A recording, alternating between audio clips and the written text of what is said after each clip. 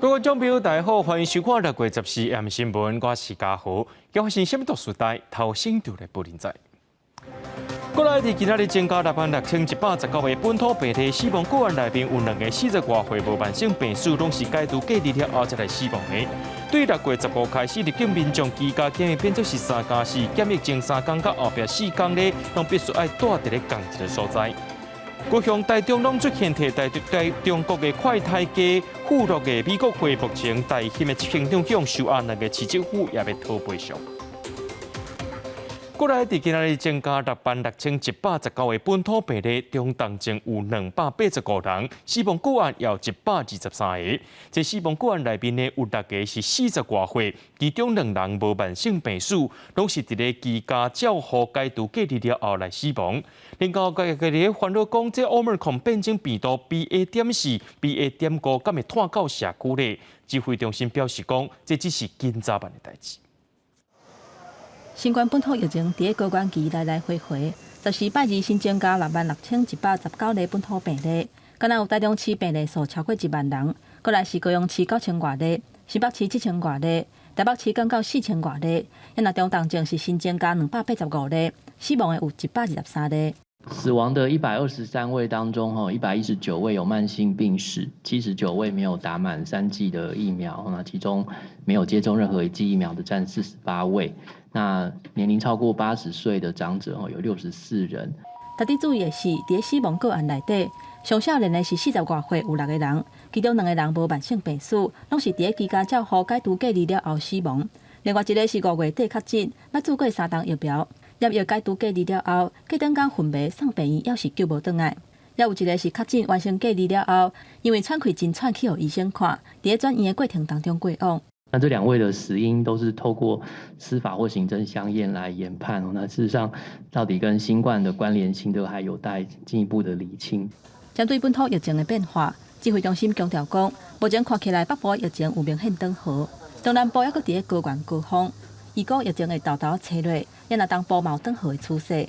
不过，咱国台北入境的病例，头一届验出传染力较悬，而且有免疫脱刀特性的 Omicron BA.4 甲 BA.5。外界烦恼讲，新的变种病毒株敢会进入国内社区？指挥中心讲，这早晚会发生。不过，预估是伫几个月了后，才有可能造成后一波的疫情。本土的个案验出 BA.4、BA.5， 我讲这个迟早会有啦哈，因为我目前并不是说完全滴水不漏的检疫措施哈，不管是现行的7+7，或是明天上路的3+4，终究是会有那个几%的这样的一个可能性，民众可能会带着变异株进入社区，但是我们希望大家能够落实好这些我们规定的筛检跟自主管理、自主防疫的措施。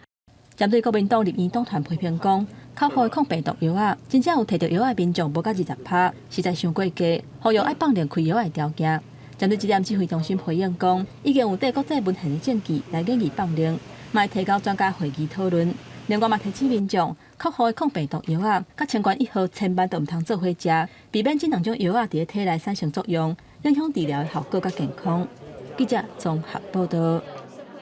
农委会主委陈吉仲指挥官陈时中确诊了后咧，指挥中心伫今仔日讲，这社区防疫组的组长许水源、医疗应变组副组长王必胜，甲发言人曾金祥拢确诊目前拢当咧居家照护。另外，农委会主委区泰山，也佫有桃园市长郑文灿也确诊，伫咧隔离期间会用视讯的方式继续来进行因的工作。指挥中心14疫情记者会照常伫下晡2点举行，也毋过无看发言人曾仁祥。原来伫指挥官陈时中感染确诊了后，包括曾仁祥在内，也有社区防疫组组长许水源、医疗应变组副组长王必胜，拢快筛阳性确诊，3人今日开始进行居家照护。他们3位其实都是在今天早上快筛结果出来，他们就做过视讯的诊疗那也依照医嘱来做后续的自我身体的照顾，就算有症状都是很轻微啦他说一切都还算是不错内阁阁员除了陈时中、农委会主委陈吉仲确诊以外，农委会主委区泰山13嘛确诊，居家照护期间用线顶的方式继续工作，其他3个副主委目前健康无问题。邱主委已经接种3剂疫苗，目前症状轻微，身体状况良好。那在居家照护期间，也会透过电话、视讯的方式，持续掌握本会各项工作推动的进度。那到市长原来有人确诊，包括台北市长郭文哲进前确诊治疗后该隔离，汤市长郑文灿13顿处了后出现一寡镜头，快态阳性，14经过医师诊断确诊，虽进行居家隔离，不过这段期间伊也是会用视讯主持防疫专案会议。整体上是应该属于无症状哈，他症状大概只有昨天一点点的这个喉咙沙哑而已。那今天一切都好。郑文灿是我们桃园的聚餐王，他的足迹踏遍我们桃园13区。平常他与人互动的方式就是聚餐，不管是企业老板，或者是邻里长，还是一些民间友人，或者是社团负责人。那这一次在得知说他确诊以后，很多人都人心惶惶，大家都在赶快在进行快筛。汤市议员詹江春表示，今疫情因为安尼拖开，郑文灿则是紧急取消所有的公务行程，未少支持者加政治人物拢伫伊的面册留话，祝福伊早一日康复。记者综合报道。在咧国际上已经出现这 Omicron 变种病毒 BA.4、BA.5开始伫咧传，敢是伫咧秋冬进前开始注第4档疫苗，通好降低重症的风险呢？指挥中心表示，目前是无这款规划，有关是医护人员甲老大人先做。根据指挥中心最新的统计，国内已经有46000多人注过第4档新冠疫苗。目前国内敢若开放医术人员甲65岁以上的集会人注第4档疫苗。不过，因应外国出现 Omicron 变种病毒，部分国家疫情阁反复。医师讲，变种病毒阁较会造成突破性的感染。就算目前的疫苗针对变种病毒的保护力有降低，不过注第4档要适当减少重症的风险。如果说 BA.4、BA.5还是造成台湾社区很大的流行的话，会变成说我们可能旧的疫苗先拿来当成那个第4剂来用。BA.4、BA.5主要的优势在于它比较不怕原来的抗体，所以你如果打疫苗或自然感染的人呢，你碰到 BA.4、BA.5，你容易再次的突破性感染。专家讲，若是年底进前会当注次世代疫苗，当然对目前流行的变种病毒株会有更较好的保护力。若无嘛是干会当先注现处时现有的疫苗。针对这点，指挥中心表示，已经有疫苗的公司咧发展新的次世代疫苗，嘛会持续来关注，而且列入去采购的计划内底。不过，针对专家建议秋冬进前开放全民注第4档，目前指挥中心是也无相关的规划。那目前我们 ACIP 的委员会还是维持现在开放的一个标准。其实蛮多人才刚接种第3剂，那国外甚至已经出现一些针对 Omicron 的疫苗。那我觉得，疫苗部分可以再等等。专家认为讲，目前国际上对 Omicron 上新的变种病毒株，还阁伫咧流行病学讨论的阶段，传染力还阁有致病的程度，还阁会观察。不过，即马边境渐渐开放，未来一定会阁有第2波、第3波的疫情。注疫苗是重要的防疫手段，不过要是爱回归挂喙安，保持社交距离等等基本的防疫措施，来降低病毒外传的几率。记者综合报道。对6月15开始入境居家检疫改做是3+4，后面这4天若准有必要是会当出门的。不过对于防疫旅馆业者来讲安尼会真歹做事，认为会增加感染风险。不过旅馆业者也发现讲，这个新制度施行了后，订飞人机票出国的人有开始变多啊。交通部甲指挥中心也拢讲，等咧规划出国旅游的指引甲开放方向，确认了后会正式对外公布。为7+7变做3+4，6月15开始入境居家检疫制度，采取一人一间，也是住防疫旅馆，同一个检疫地点完成3天袂使出外的居家检疫，也甲4天自主防疫。其中第4天至第7天需要有2天内阴性快筛才会当出外。不过防疫旅馆业者对新规定感觉有疑问，想讲检疫的人客阴性快筛真实性甲准确性，路线规划也甲门禁管理。是他出示的阴性卡是真的假的，我们也不知道。对啊，那你这样子出去了，他不回来，这个责任要归谁？这如果说后面4天要可以外出，与其这样子，不如就让他回家，因为你在旅馆增加旅馆的风险，增加工作人员的风险。确实，防疫旅馆工作人员感染风险本来就较悬，3+4真济可能互旅馆员工确诊的机会阁清悬，对原本度无够的人力调配，会当讲无米减轮过。现在旅馆业的人力是非常难请的，对啊，在这个时候又是那么临时，我们根本没办法，确实是啊。也有民众认为回国了后3加4也是要隔离，所以无想要出国。那这样还是可能要8天的旅馆，所以是非常的麻烦的一件事情。4+3，我觉得有诱因，但还不会让我想要出国。对。不过，旅馆业者发现，政策宣布了后，订机票出国的民众数量开始有增加。在 FIT 个人机票的需求上，确实是有明显的增长。暑假因为也是有3+4的一个政策出来，那么个人旅游以及小家庭的自由行明显的增长了。业者也建议入境前48点钟的 PCR， 在符合防疫需求的前提下，是不是会当改做快筛，提高旅客便利性？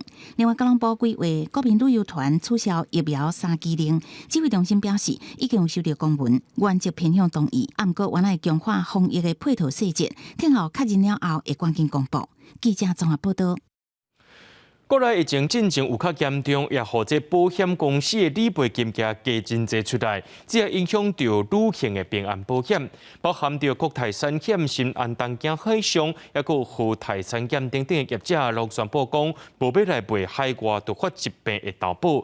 这代表讲未来民众若准出国，伫咧外国确诊或者是心脏、胃肠等等的疾病发生了后，伫当地就医是拢无法度理赔。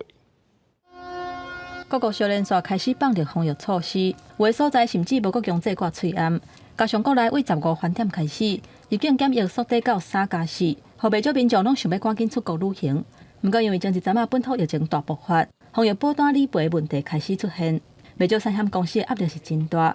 而且现阶段外国疫情甲风险是真恶预测，互旅行平安保险出现重大变化，包括国泰产险、新安东京海上。台湾人寿等等几啊间产险，甲寿险业者拢宣布取消海外旅游平安险、突发疾病医疗保险。毕竟国外的疫情风险也是蛮高的，所以如果特别把这个移掉的话，就是还是会有点顾虑。因为我快毕业，然后可能会想要毕业旅行的话，我觉得如果他这样，我会觉得还好。但可能如果对长辈来说，可能就会比较影响。有防疫保单的风波了后，互产险业者会烦恼讲无够本来理赔，因为根据金管会统计，今年到6月13为止，防疫保单有承保的数量有到352万6千件，保费的收入是33亿1700万，也若理赔的数量是有到23万多件，理赔金额也悬到83亿外，已经要甲保费收入的2倍外。短短几啊天内，产险业者拢小连续取消海外旅行险、突发疾病医疗保险。保险经纪人讲，这代表未来民众出国，若是伫咧外国确诊，或者是有心脏、胃肠等等突发疾病去互医生看，都无法度来理赔。突发疾病的部分，就顾名思义，你在出国前的180天，在台湾没有就诊的记录，从国内赔到海外去，那当然他们会受不了。那最近停的所谓的海外突发疾病，那等于是民众在海外因为病毒或病菌引起的疾病，都必须要靠自己来做一个负担。产险业同仁去搜寻，好像目前确实好像没有特别看到哪一家产险公司还有在做一些就是这个商品。现在寿险有4家嘛，然后10张，然后如果是附加的部分的话，有4加8张都寿险。金管会表示，目前也是有部分寿险业者有伫咧卖甲突发疾病医疗，包括在内海外旅行险。另外，民众若是伫咧外国，因为突发疾病去互医生看，而且资本就有保实支实付的医疗险，一定要保留伫咧当地看医生医疗的证明。等来台湾了后，也是会当申请理赔。记者综合报道。伫咧高雄出现第2例密室死的个案，是一个2岁查甫囡仔。伊顶个月底所向烧到要40度，病院发现这个囡仔捌确诊过，经过检查，认定是密室死的情形。目前伊的状况是真稳定。而且也要来提醒民众讲，这囡仔确诊了后的2礼拜到4礼拜，若准烧3天以上会吐，而且皮肤佮起粒啊，甚至出现幻觉，拢要特别注意。注射了后起红骨症、目睭结膜炎，这个2岁查甫囡仔是高雄第2例密室死个案。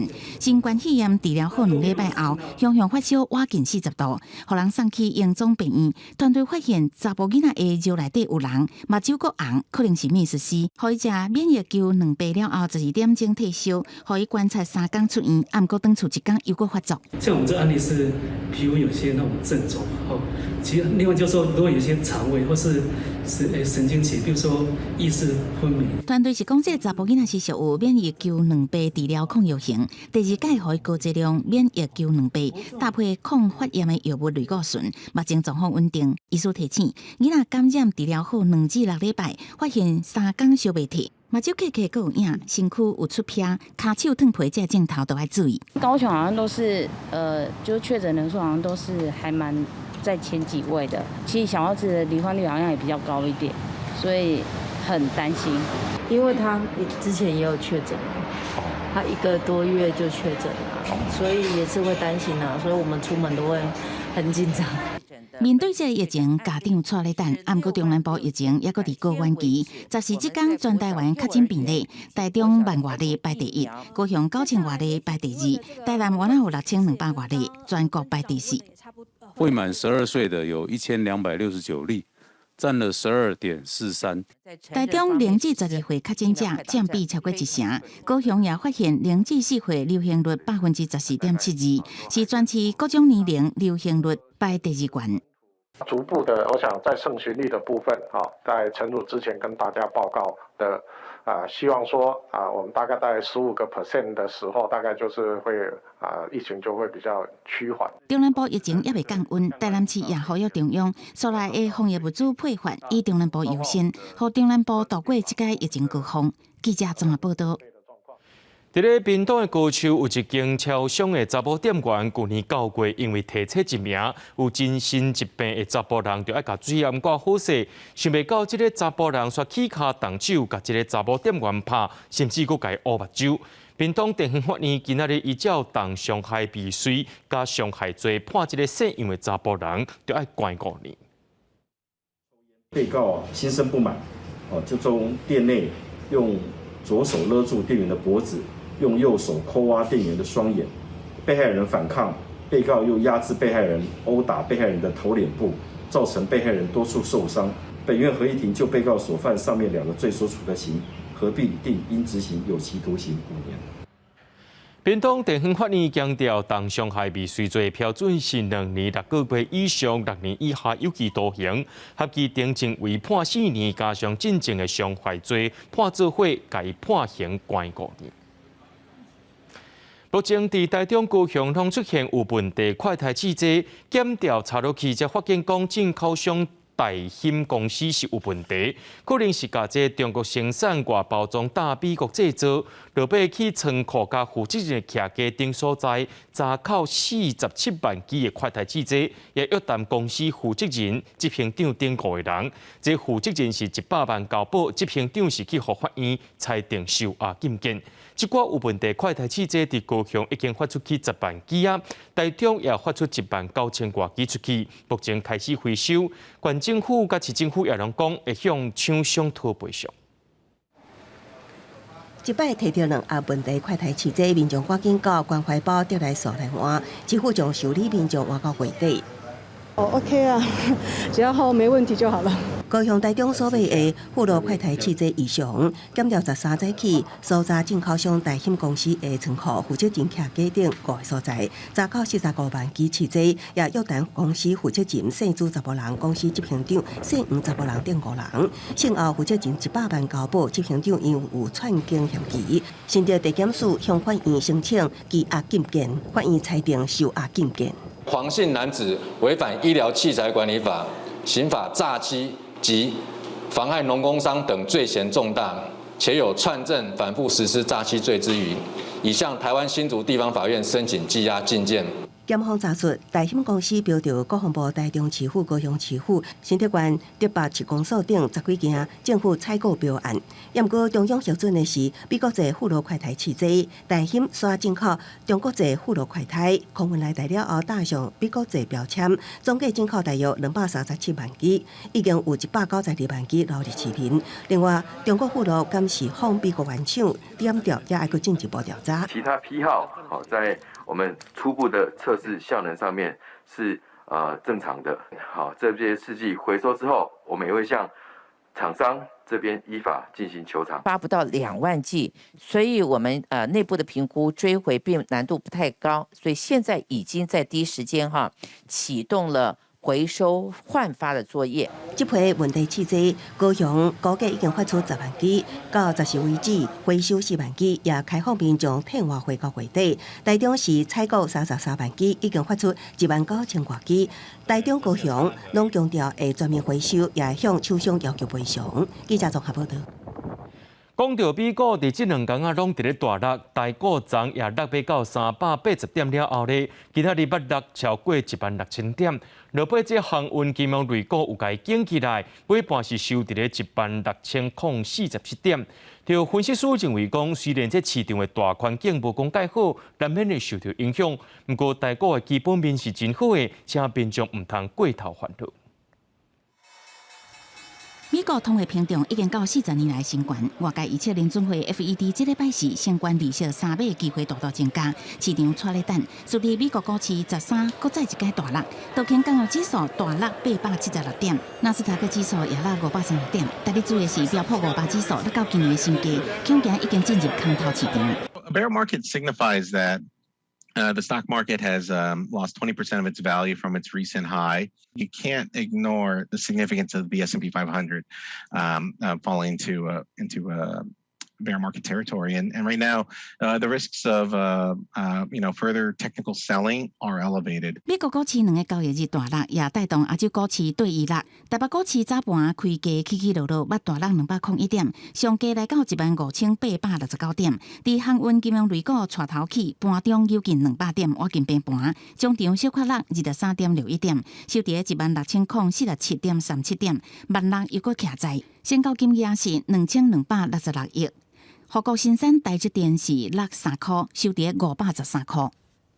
市场上最关切的是台股的整个护国神山系列，因为台积电它占的权数比重太重。台积电的低点是505，出现过2次，但是呢，现在再次的测试，今天早盘最低是507啊，目前为止是没有跌破。6月16号，美国的 Fed 到底做什么动作？结束了之后，大概整个市场就会比较稳定下来。分析师表示，台股今年的特色都是本益比真低，不过股息殖利率阁真悬，阁加上6月是股东会旺季，各公司所提出的展望、财报数字拢真水。5月营收创新高的公司也超过100间。虽然市场大环境无好，难免受到影响，不过伫台股基本面良好的情况下，民众嘛免伤过紧张。记者综合报道。高景的民营电厂因为做伙拒绝和台电协商调整卖电予台电的这个费率，2013年去予公平会认定是联合的行为，减罚60亿。这高景电厂不服提出行政诉讼，这官司是经过9年，最高法院的判决出来呀，判这法上济的卖了气电败诉，中兴加费电力也是败诉。剩的6间民营电厂的判决，法院也真有可能会照共款的方式来判。卖了气电的总经理表示，会继续收集申诉证，无排除搁再发动诉愿。处以呢，一共63亿2千万元的罚款。公平交易委员会甲9间民营的电厂同处分，裁罚的金额有到63亿2千万，大概是拢惊一条。不过，这9间民营的电厂不服，提起诉讼。经过9年来回的攻防，公平会伫13收到最高行政法院的判决书，其中罚款的金额有到18亿2300万的卖了气电是封判败诉。9家民营电厂在民国96年的时候联合起来，台电的购电价格拒绝跟台电进行协商，行政法院最后是支持本会的认识用法。公平会表示，当初经过几啊届的调查，电厂联合的行为是事实。不过9间民营电厂捌提起诉愿，甲罚款降做是60亿5千万。不过厂商也是不服，拍行政诉讼。这9年来为1审到经2审，9间电厂拢封判胜诉。公平会搁再提起上诉。最高行政法院认定卖了、中兴、甲嘉辉这3间电厂联合的行为是事实，已经影响市场公司的功能，该判公平会裁罚是无问题。属于同一个市场，也具有这个水平竞争关系。他们有透过一个合议行为呢，那不跟台电来进行这个协商修改这个购售电的一个费率啊。这些判决我们觉得很奇怪。3审定谳，你如果能有新证据或者新理由，是可以申请再议。公平会表示，剩的6间民营的电厂判决的结果还未出来，不过这届胜诉是真有指标性。另外，台地嘛有提出民事求偿，因若金额偌济是无愿意公开，强调讲还搁伫咧审判当中。记者综合报道。交通部去年宣布试办6个月苏花改开放大型、重型奥多摆通行。公路总局认为讲，这段期间骑车含安全评估拢无问题，建议直接开放。交通部长王国材也同意，而且佫讲后一个阶段可能会让这白色奥多摆牌的奥多摆咧会当上苏花改。这个消息一出来，花莲地区的民众拢真欢喜，甚至有人也希望讲，这脚踏车也会当骑起哩苏花改。车牌是红色、黄色的大型、重型机车，试办开放骑起的苏花改。即马试办半年了后，持续检讨甲调整，因为行车的特殊甲安全评估无问题，公路总局建议会当直接开放。交通部长王国材14嘛同意，嘛讲支持互车牌白色，也就是一般重型的机车通行，会列入去后一个阶段的评估。重机以外的机车，这个部分我也请他们这个做一个下一阶段的研拟。如果可行的话，那我倾向也让他们走出来的。这条路是弯弯弯弯，白色车牌的机车，目前若要往回花莲，敢若会当走旧的苏花公路，都惊拄到落大雨，甲土石崩落等等的情形，要对车过是真危险。不少在地人嘛认为讲，苏花改应该开放一般的重型机车嘛通好骑。我觉得这样对我们当地的百姓带来的便利性跟安全性相对都会提高。有白牌机车走的时候，最好连那个脚踏车都可以通行。给我们蛮便利的啦，就是不是说只限制于可能替代道路。苏花改通车了后，为细台车豆豆开放到大客车、甲大货车。去年9月，进一步试办251cc 以上大型的重型机车，会当骑起哩苏花改。即马50cc 以上到250cc 以下的普通重型机车，也就是白色车牌奥多摆，嘛有可能会当骑苏花改。警方嘛讲，若是新的政策实施，民众就要遵守规定，因为试办开放大型的重型机车通行了后，最近这3个月违规的数量都发生56件。一般来讲，大概是以超速为主。目前的话是未有发生重大交通事故。未来开放的部分的话，还是以路权单位为主。那如果有相关的违规的话，都是以道交条例来处理。白色车牌奥多摆骑苏花改，敢有机会咧？公路总局回应讲，爱考虑的包括汽车甲机车速度无共款，伫咧磅空类似密闭的空间，骑奥多摆的人敢会受到烟筒讲排出来气体污染的影响，还佫有部分的路段敢若有固一个车道。敢会有去机车烧前车路的疑虑，这安全问题拢爱列入去接续的评估。记者综合报道。带观众朋友来看国际新闻。目前5岁以下囡仔是美国唯一无注疫苗的这个族群。最近这美国的 FDA 也等咧审查莫德纳甲辉瑞疫苗，对5岁以下囡仔是安全而且是有效果的。这礼拜会召开会议，敢要决定讲来批准这2种疫苗。若准顺利者，上紧之一就当互囡仔注疫苗吧。目前5岁以下囡仔是美国唯一无疫苗会当做的群体，随着咱的哪侪美国民众脱喙暗，真侪家长几个月来一直向政府施压，希望会当保护幼儿。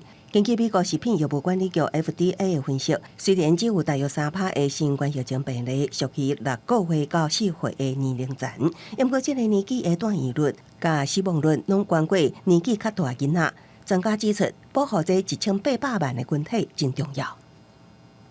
They should provide some protection against infections and also provide real protection against hospitalization and severe disease. So that's the real benefit, that even though severe outcomes are not common in children, when they occur, they're devastating.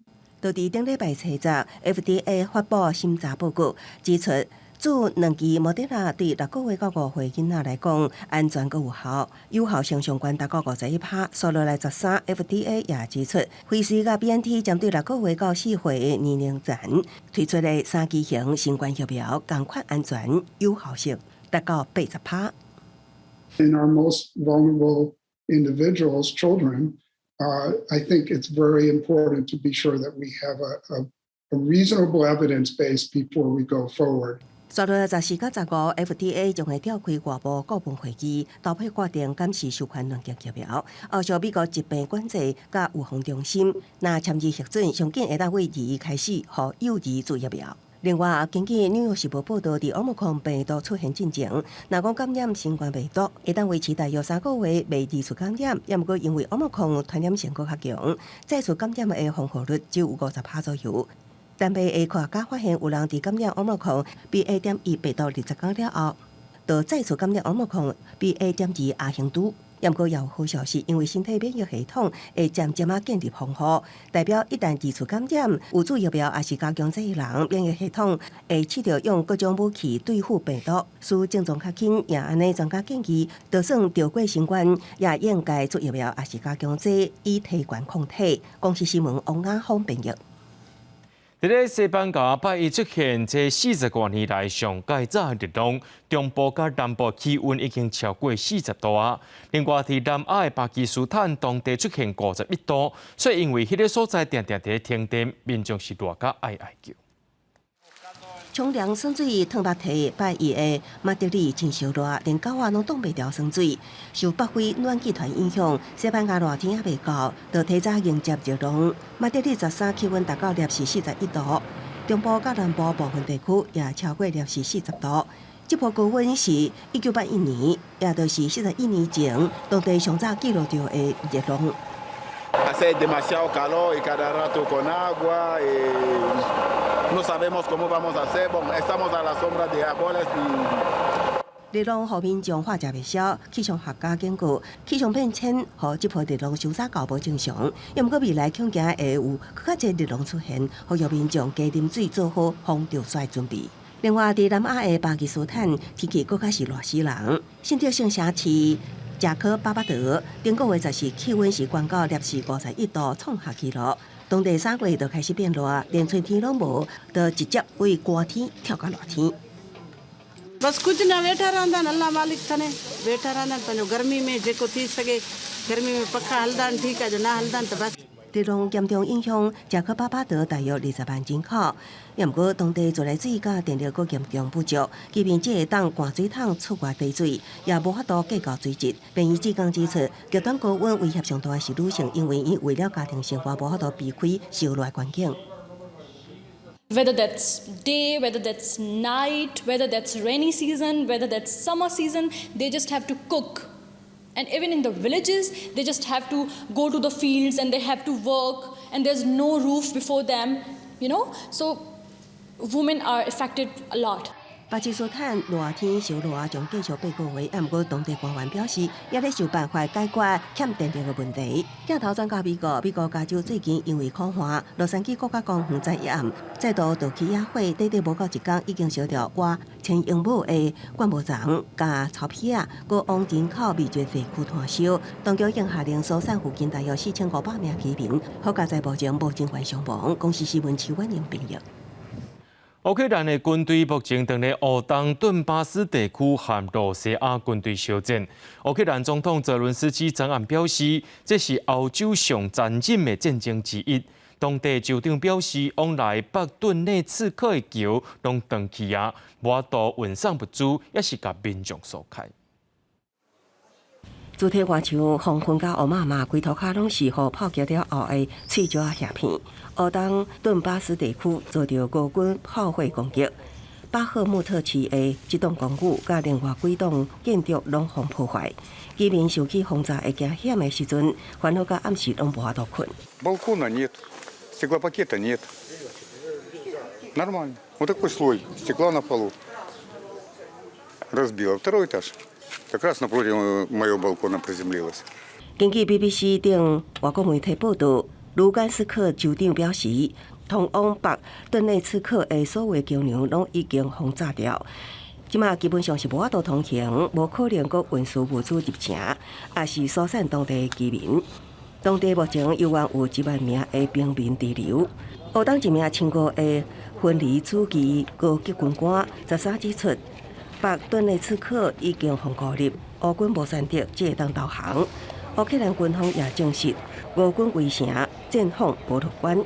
На Сєвєродонецькому напрямку ворог за підтримки артилерії вів штурмові дії у місті Сєвєродонецьк. Мав частковий успіх. Відтіснив наші підрозділи з центру міста. Бойові дії тривають. Обстрілював з артилерії позиції Сил оборони у районах населених пунктів Лисичанськ, Сєвєродонецьк та Тошківка.乌克兰总统泽连斯基透过鸦片深圳话为，强调俄军已经损失超过32000人，也个讲顿巴斯之战一定会放记载入军事史册。 В боях на Донбасі, а вони точно увійдуть у воєнну історію як одна з найбільш жорстоких битв у Європі і за Європу. Українська армія і наша розвідка тактично все ж таки переграють російських військових. 泽连斯基也再次呼吁合作谈判，只有和乌克兰有充足数量的现代火炮，才会当确保乌克兰的优势，终结俄罗斯在顿巴斯地区施加的酷刑。公司新闻第辉人编译。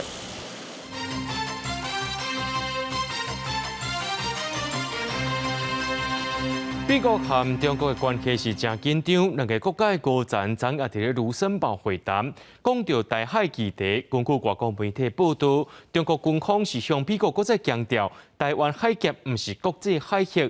外国军舰伫咧台湾海峡活动，应该爱受到限制。不过，这款的讲法，咱的外交部是无法度认同的，强调台湾海峡是国际水峡。美中关系紧张，最近更加因为台湾议题，双方相对13，中共中央政治局委员杨洁篪再次甲北京国家安全顾问苏立文伫卢森堡进行会谈。杨洁篪强调，台湾问题。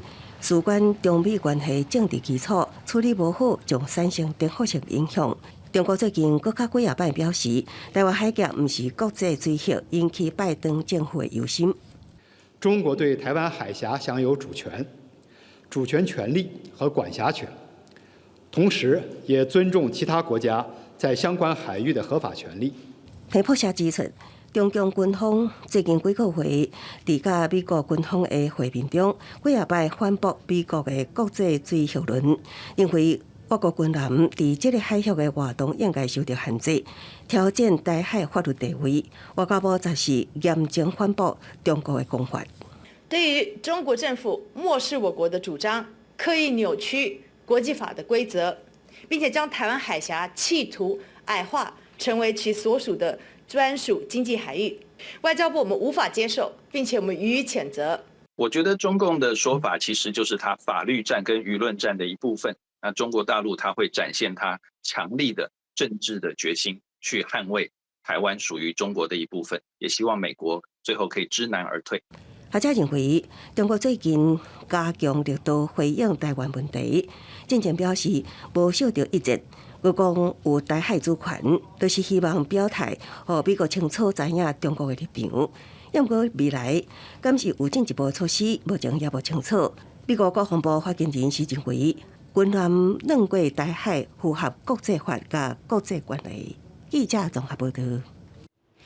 台湾石板外销主要是以中国的市场为主。2010年列入去 ECFA 早收清单，外销量伫咧2014年达到高峰。不过去年比起这销量上介好的时阵，已经减袂到60%咯。想袂到中国即马佫讲有检出啥物药啊，煞要甲你进口，一声甲咱喊停，咱台湾煞无法度，是有在人甲咱抬吧。 迄个时阵，担任中国国务院总理温家宝伫全国人大闭幕记者会上，明确讲出要让利润给台湾。我也确实讲过，要让利给台湾。 通过减免关税，通过早期修宪实现，温家宝喊两话是兄弟，石板都是伫这种的政治气氛列入 ECFA 早期清单中，免除10.5%的关税成本。销往中国的数量为2010年4000多吨一直成长，2014年上济是14365吨。 不过，因为需求减少，国家疫情的冲击，去年已经比上好的时阵大减少57%。10年的生意，中国喊一声无爱，市民拢无法度。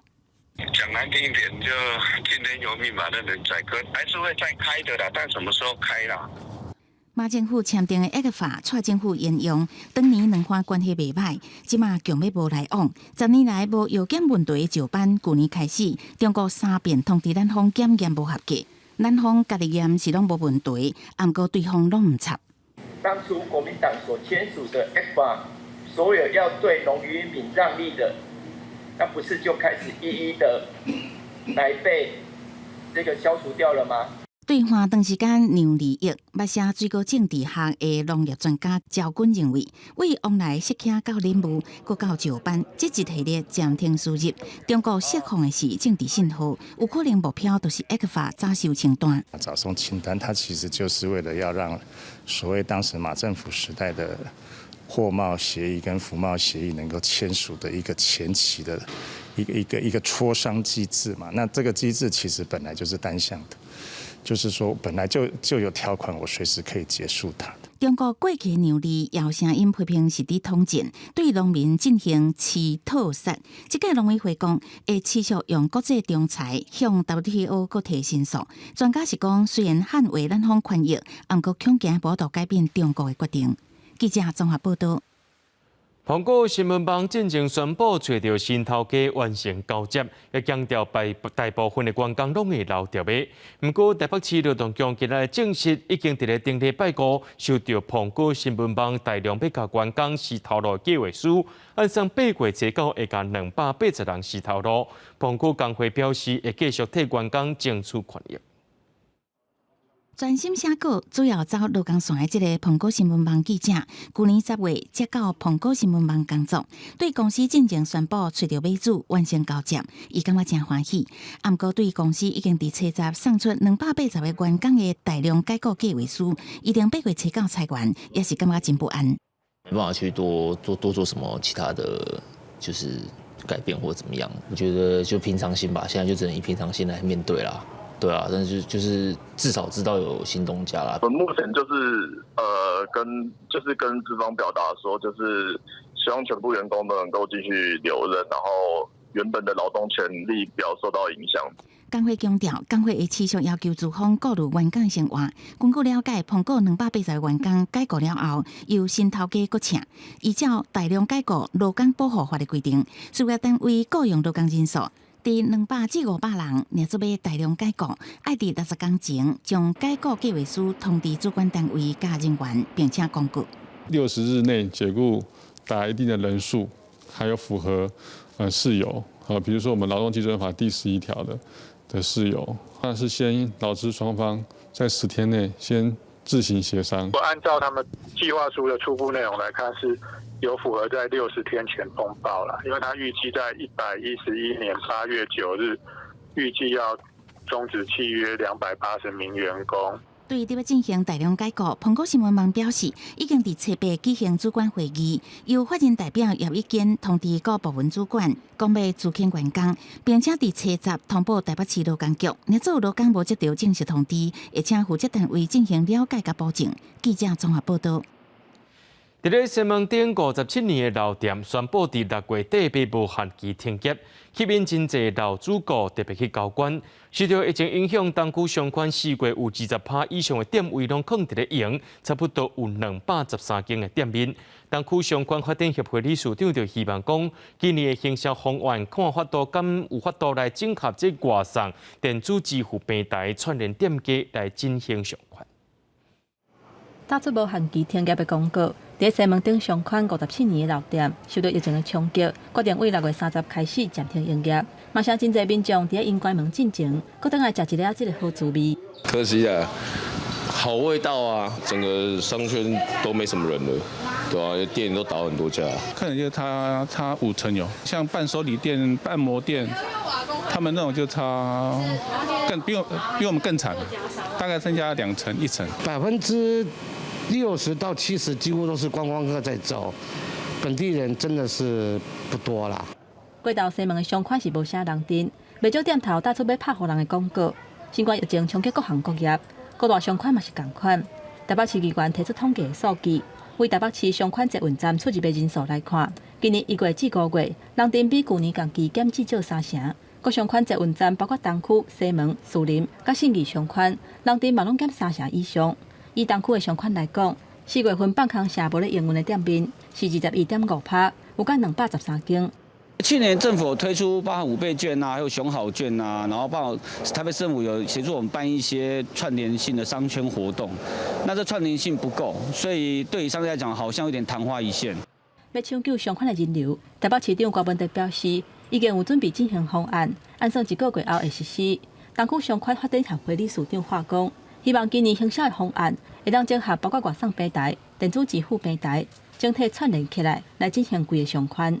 记者综合报道。教育部伫3月有发布，高中生一礼拜上无要有4天的早自修，会当互学生自由运用。对8月初1开始施行，不过所有学校拍算讲，叫这学生7点半就来摒扫，甚至要甲第一节课的时间提早到7点50分。这款的规划等于是互学生无自由运用的时间。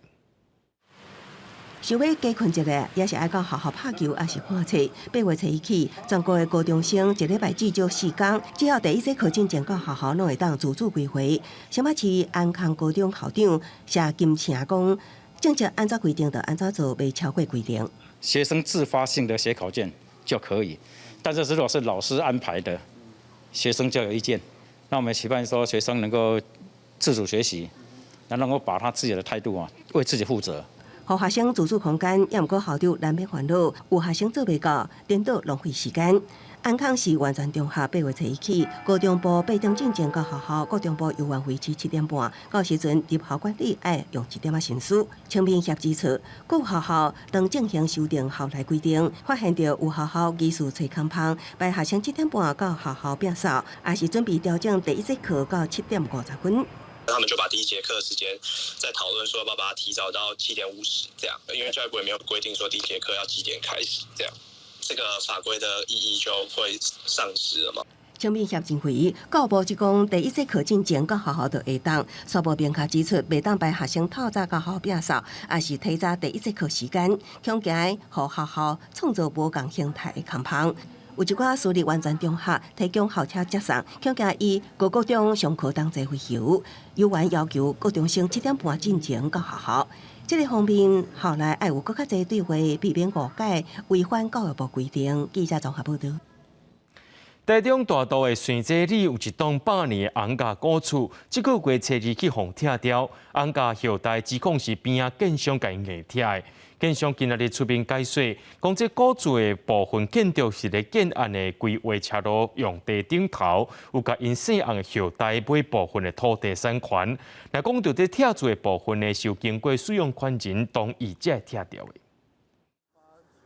怪手甲旧厝拆除，敢剩土堆甲破壁。伫台中大道水井社区红架古厝，这个月初互建商拆除，毋过有红架家族的成员不满，指控建商强拆面积。你万正甲我拆咧，我还无要使用咧，你使用啊？我要使用。你要使用倒？你要使用倒？我来无使用倒，路就是咱使用的。旧厝原本是红砖啊嵌下的土角厝，即马全部拆了了。姓洪的民众表示，旧厝所在地是500多平，由12人持分。毋过建商敢若甲家族的成员买30平的土地产权，都甲厝拆掉。我甲坑，讲你毋着爱讨论，你敢若安尼要拆？啊，毋听啦，讲这什么这垃圾啦，要清垃圾啦。建商是出面说明，因买旧厝后壁700平土地有新建案要开发，因为必须开6米路进出，部分古厝搁伫因规划道路顶，毋再甲姓洪的家族各买30平土地，得到部分土地所有权人同意了后，进行拆除地上物，会甲旧厝全部拆除是有得到房屋使用权人的同意。6米路的部分大致上就是这样的情形，然后也是经过多数地主的同意。无拆啊，分割好啊，阮家这就爱拆，做就爱啊，生成的啊，阮就以后要用啊。台中市都发局表示，红架古厝因为年代真久啊，市政府无相关建造产权登记，也甲建筑套位资料，所以无保存登记的记录。拆除嘛免申请执照，双方的私权争议必须要由司法来解决。记者综合报道。6月14是世界关火人日，不过全台湾这阵啊拢真欠火。台北关火中心表示，若以6月14这天来看，这火库的总存量只剩4天，A 型的火是欠上介济，敢若剩3.4天尔，是希望大家莫因为疫情就停止关火习惯。哪一种水比较欠？我很欠。疫情加上黄酸雨影响关火意愿，各地火库又搁出现欠火情况。在世界关火人日这天，各地关火中心拢号召大家来关火。这个不用担心了，不用怕了，可以来捐的。因为欠血的关系嘛，希望大家来捐血。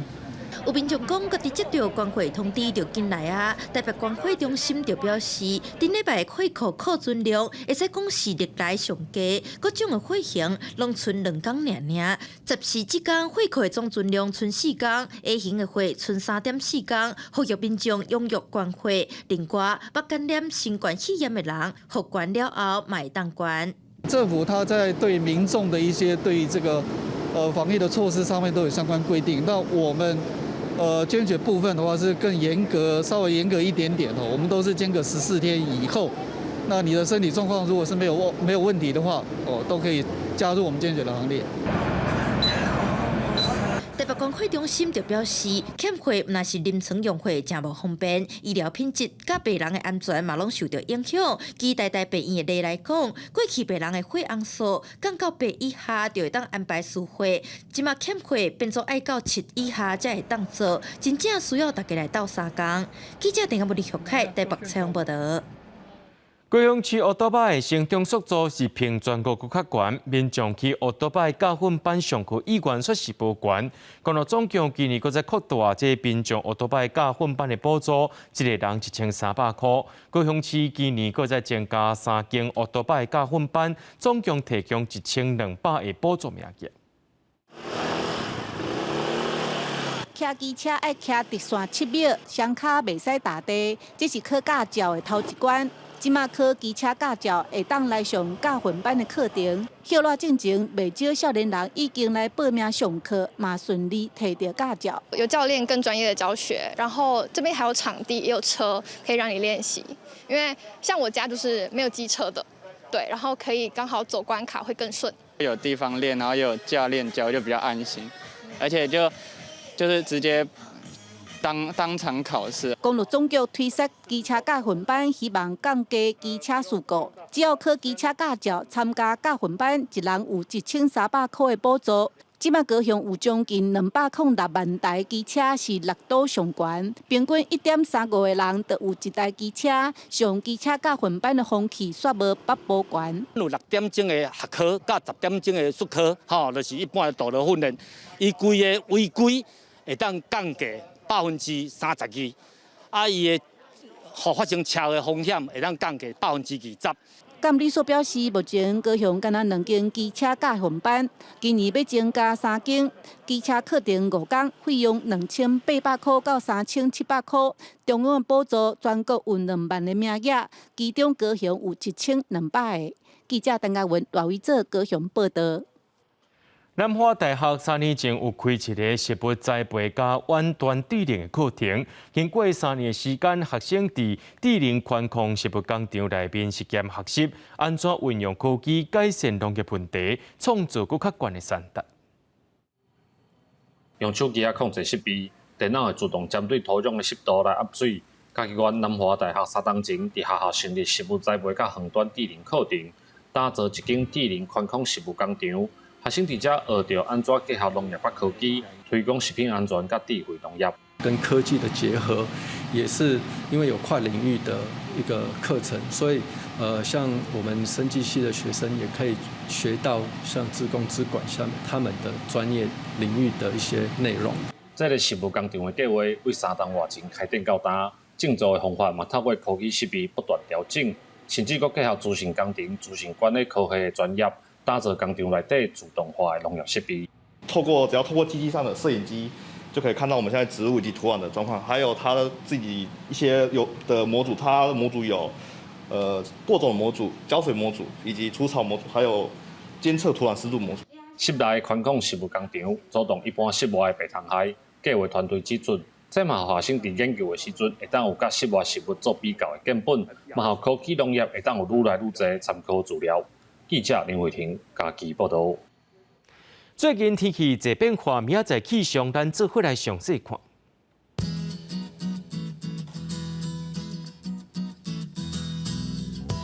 一人到新竹对25度到29度，苗栗到云林对25度到31度。嘉义到屏东对25度到33度。宜兰花莲台东对25度到31度。平湖金门马祖对20度到29度。还有未来3天气象。